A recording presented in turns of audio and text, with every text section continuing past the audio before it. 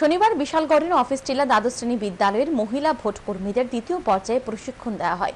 বিশালগড় মহকুমার অন্তর্গত 3টি বিধানসভা কেন্দ্রের মোট 115 জন মহিলা ভোট কর্মী এই প্রশিক্ষণে অংশগ্রহণ করে।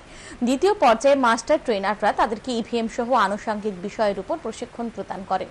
বিশালগড় মহকুমার 3টি বিধানসভা কেন্দ্রে মোট 18টি মহিলা ভোট কর্মী পরিচালিত ভোট গ্রহণ কেন্দ্র থাকবে। এদিনের প্রশিক্ষণে উপস্থিত ছিলেন সিপাহীজলা জেলার অতিরিক্ত জেলা শাসক সুব্রত মজুমদার।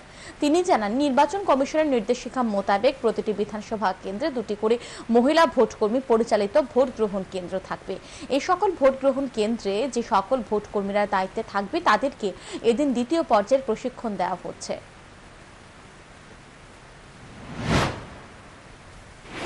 আমরা বেসিক্যালি এই 2 দিনের মানে আজকে হচ্ছে এবং আমার 13 তারিখে হবে, এই 2 দিন আমাদের হ্যান্ডসনটা প্রপারলি আমরা করাবো এবং ডাউট ক্লিয়ারিং, যাতে কোনো রকম ডাউট না থাকে ডাউট ক্লিয়ারিং সেশন করবো। প্রত্যেকটা ফর্ম এনভেলপে কীভাবে ফিল আপ করতে হবে, ফর্ম কীভাবে ফিল আপ করতে হবে সেগুলি আমরা বুঝিয়ে দেবো।